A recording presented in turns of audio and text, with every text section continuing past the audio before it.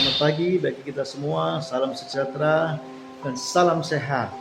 Baik, hari ini sebelum kita melaksanakan aktivitas, ada baiknya kita duduk mendengar renungan atau siraman rohani yang nantinya diharapkan dari renungan ini akan menjadi modal kehidupan kita sepanjang hari bersama. Baik, hari ini saya akan berikan judul renungan kita hari ini adalah menjadi keluarga yang sehat. Menjadi keluarga sehat yang bagaimana? Menjadi keluarga yang sehat adalah sebelum pasangan muda-mudi melaksanakan pernikahan, ada baiknya keluarga-keluarga ini memiliki visi yang jelas tentang bagaimana ke depan ketika mereka memiliki anak, memiliki visi yang jelas dari pasangan ini menghasilkan generasi yang bagaimana, dijadikan apa.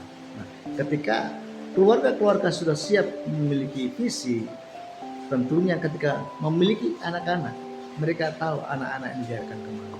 Ketika orang tua tidak mampu mengarahkan anak-anaknya kepada visi di awal pernikahan, dapat dipastikan keluarga ini akan hancur. Karena anak tidak jelas, anak nggak tahu mengikuti apa, menjadi apa. Karena anak-anak ketika dilahirkan, pola mendidik, pola arahan ke depan itu harus diajarkan oleh bapak mama mereka.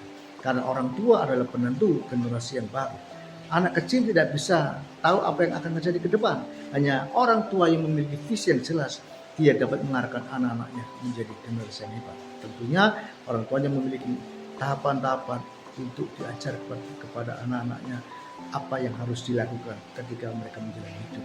Ketika mereka di-encourage, ketika mereka diarahkan, saya percaya generasi yang lahir dari kita akan menjadi generasi yang hebat. Yang kedua, bahwa seorang atau pasangan yang mau menikah, mereka perlu sembuh dari masa lalu mereka ketika mereka dididik oleh orang tua mereka. Karena didikan orang tua yang kita alami di masa lampau, kalau tidak disembuhkan, kalau bagus tidak masalah. Tetapi ketika mendidiknya salah, itu menjadi masalah. Karena apa? Karena kita akan perlakukan anak kita dengan cara apa yang pernah kita alami. Nah, ada orang-orang tua di masa lalu yang mendidik kita keras, tanpa alasan, pokoknya harus dengar orang tua, kalau salah dihajar, tidak pernah ada kasihan, tidak ada riuh dan seterusnya. Hal seperti ini kalau tidak diselesaikan dengan baik akan berdampak kepada kita ketika kita mendidik anak kita. Nah, tentunya bahwa yang lalu biar berlalu. Baiklah, pasangan muda-mudi yang mau masuk dalam pernikahan perlu memiliki nilai yang baru, perlu memiliki visi yang baru untuk menjalankan proses pernikahan dan menghasilkan generasi yang hebat. Oleh karena itu penting, ayo masa lalu harus diselesaikan supaya tidak menjadi korban anak-anak kita selanjutnya. Tentunya cukup di kita saja yang mengalami kekerasan dalam rumah tangga, tetapi generasi yang kita hasilkan biarlah kita memulai yang baru, karena itu penting untuk kita sembuh dari masa lalu kita. Yang ketiga, bahwa pasangan muda-mudi yang akan menikah libatkan Tuhan di dalamnya. Karena tanpa melibatkan Tuhan di dalamnya, ketika ada konflik dalam rumah tangga, maka akhirnya tanpa melibatkan Tuhan, ujung-ujungnya terjadi perceraian. Kalau terjadinya perceraian, yang dikorbankan adalah anak-anak. Enak bagi saudara, nggak masalah bagi bapak ibu, tetapi anak-anak saudara akan menjadi korban. Dan kebanyakan anak-anak yang kacau dalam hidupnya adalah korban dari perceraian.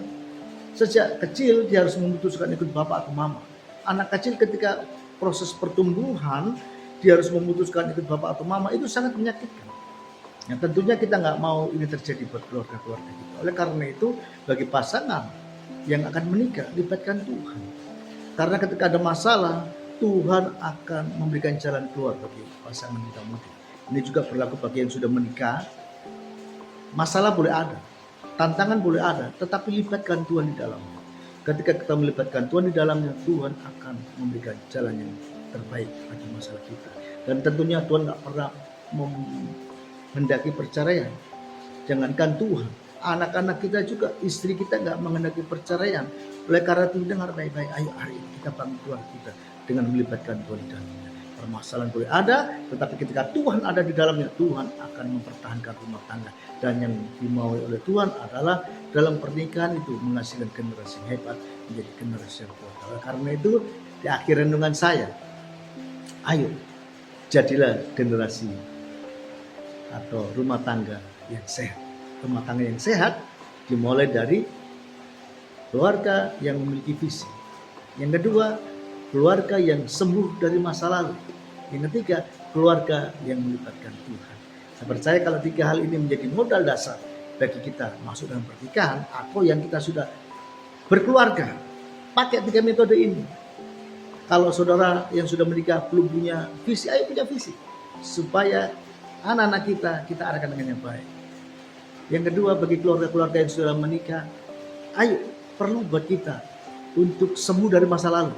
Boleh kita sudah gagal, tapi kita perbaiki. Karena apa? Karena akan menyembuhkan luka-luka generasi. Dan yang ketiga, yang terakhir, bagi mereka yang sudah menikah, libatkan Tuhan. Karena bagi Tuhan tidak ada yang mustahil. Keluarga yang berencana mau cerai kah, mau pisah kah, ketika ada Tuhan di dalam, Tuhan akan memulihkan. Dan dari generasi kita, dari pernikahan kita akan melahirkan generasi-generasi yang hebat. Selamat pagi, selamat beraktivitas. Tuhan memberkati kita semua. Salam sehat.